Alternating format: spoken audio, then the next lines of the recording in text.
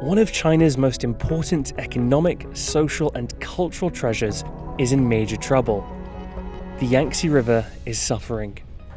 Long regarded as a major source of life in China, it has played a defining role in Chinese history.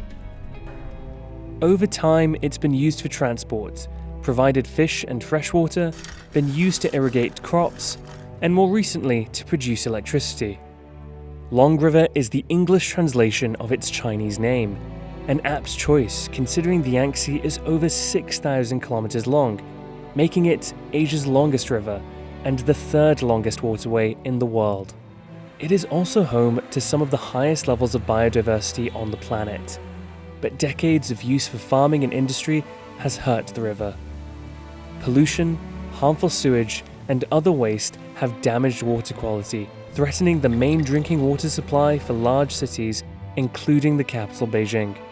Originating from tributaries among the towering mountains of the Tibetan Plateau, the Yangtze makes an epic journey through dense forests, deep valleys, and spectacular gorges as it passes through the heartlands of central China before reaching an estuary in the East China Sea near Shanghai.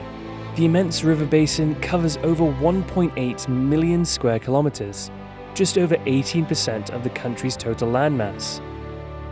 It's home to more than 550 million people, over 40% of China's total population. The basin has both rural areas and around 175 significant cities dotted along the river's path.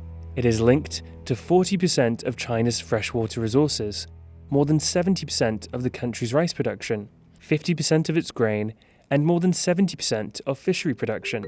Economic activity is split between agricultural production in rural areas, while inland cities like Wuhan and the coastal area around Shanghai are some of the most important centers of industry in the entire country. Thanks to extensive operations from many multinational corporations, it's also seen as a major part of the global supply chain.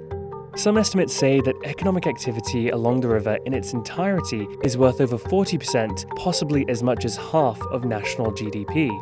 And if the basin was its own country, it would amount to the third largest economy in the world, with some experts claiming its economic area is worth $5.3 trillion US. But according to China Water Risk, a Hong Kong-based non-profit organization, in 2016, the Yangtze River accounted for 43% of China's total wastewater discharge and 60% of its heavy metal discharge. Not only is this directly harmful to humans, but it can also lead to contaminated soil that affects food safety. In 2015, those concerns led to China's President Xi Jinping to halt all large developments on the river, saying that future works can only proceed if balanced with environmental conservation. Since then, hundreds of factories have had to move or are making plans to shift elsewhere. In 2019, 6 provinces reliant on the river still failed to meet pollution targets.